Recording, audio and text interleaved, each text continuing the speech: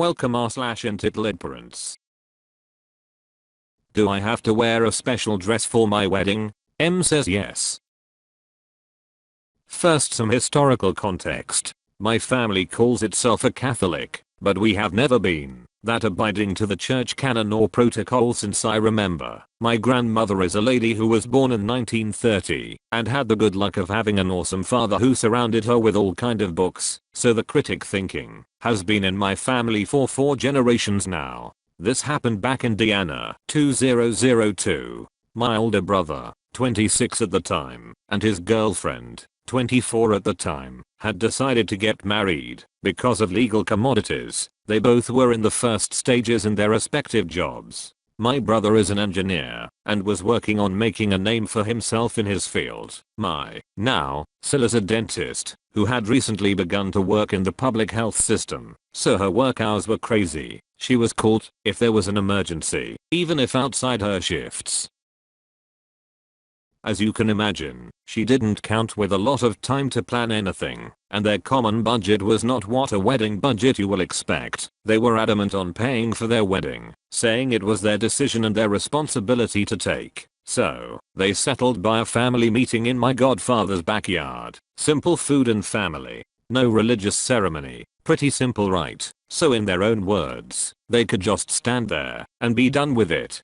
Starring E. Awesome but annoying older brother. R. Then girlfriend. Now sister-in-law. M. R's momzilla. H. R's sister. Megabyte. Middle brother. Older than me. Younger than E. M. My awesome mom me. A lousy teenager just watching all the drama. It all begun the night they told us they were planning to marry. Everyone said the mandatory congratulations and asked about plans. Parents planning budgets and all that. My mom says she can help with the party, even if it's not traditional, and ours parents can pay for the church and all the religious ceremony thing involved. Here comes the crap. Our money from the bride and groom. My mom looks at my brother with pride. She always does, even if he's just kicking a rock XD. M then says that if they need something, to feel free to ask her or her husband, and that, of course, her gift would be the dress. She has seen a couple in a brochure from this shop. That is a dream.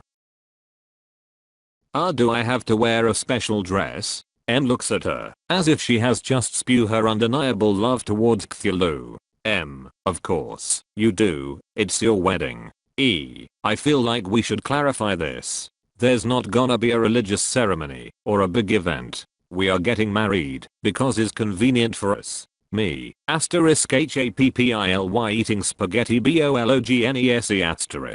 Then began the first blackmail fit. M began sobbing. How could they disrespect the church in that way? They would be living in sin. How could they do this to her? R was the only daughter she was going to see getting married in her lifetime. Look at her sister. She was an old maid and would never give her that joy. Spoiler alert, the older sister, H. She's not an old maid. She was 27 at the time and doing everything with a pulse. That consented to share a bed with her. And alright, even if they don't want a religious wedding, at the very least she should buy a dress. How is she getting married in a potato sack? Yep, those were the words. At this point, me, Megabyte and H just share a look because the disaster was imminent. H, why don't we all compromise on something? We can all go dress shopping, find something appropriate, and at the same time looks special. Me, even touring another store, or more than one. By this point my grandmother was getting stressed, and I was dizzy because of the high pitch of the yelling, so I just wanted them out of my nose. I was not precisely happy but agreed, and to try to placate things even more, the commissioned her mom with all the preparations for the reception, gave specifications. I heard her saying something small like 15 times, and the card with the money. She claimed that with the little time her job left this would be better. We all thought it was true.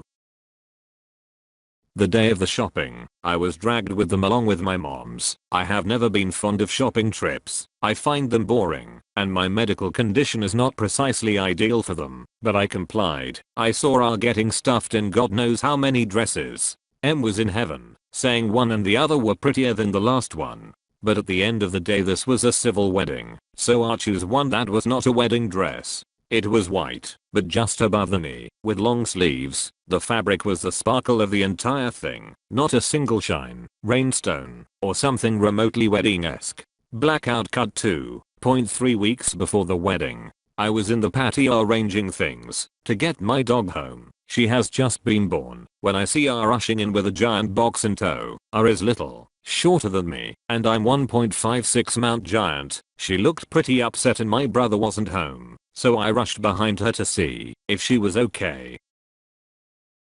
When I asked her what happened, she sputtered, threw the box away as if it burned, and began walking our living room. I tried to sit her down, talk to her, until she was a little bit more collected and offer juice. In this house I'm the only person who has ever enjoyed alcoholic drinks, and I was 15 at the moment, and while I went to fetch it, I called my brother, and shouted for my mom for reinforcement. After the things have calmed a little bit, my mom consoling her for we didn't even know why my brother finally arrived. R shows the box. It's a giant dress, with all the looks of meringue cupcake, ruffles, rainstones, a heart-shaped cleavage, a veil, and I think even gloves. I'm not that sure, and I began to cry. The dress was the least of the problems. It turned out Em had booked a church's decorations, a priest, flowers, candles, and for the reception a 5-course banquet, a giant designer's cake, decorators because they have to make my godfather's backyard look presentable, and chosen the invitations.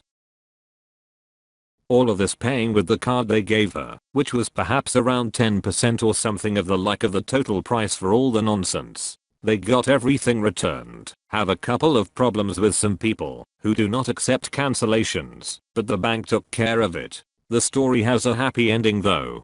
They had to do something before Em got wind of the things, so in that very moment, they jumped in my brother's car, went to the courthouse and got married, stopped in the way back to my house to buy a ton of pizza, frappuccinos for everyone, and fruit tarts from our favorite bakery from when we were kids, texted everyone that they had just gotten married, and that everyone was welcome to celebrate with them at home. When ours dad and sister arrived, they said Em was deeply hurt and offended, and that she was not putting a foot in that ridiculous party, not after the disregard of all her efforts and job.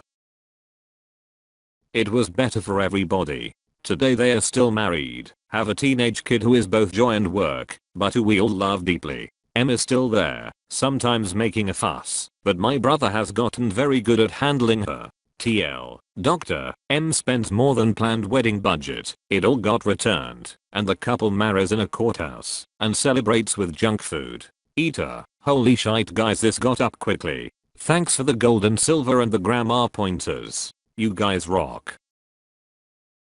My mill tried buying into my wedding like that. We really wanted a small wedding. Well, smallish. About 75 people maximum. We couldn't afford more. Mill wanted all of her friends, cowhawkers, and the family she finally got a hold of the summer prior. She wanted an extra 50 people on top of the 75 we had narrowed down to. This had already included some of her friends and my Phil's family. We argued about it for months. I did end up sending an invite to all her relatives states away, but they never responded. I don't blame them. They barely knew Mill and this seemed like a bad money grab at least. We ended up inviting over 150 people. How many rushed? 80. We spent a ton on food that never got eaten because no one from her side showed up.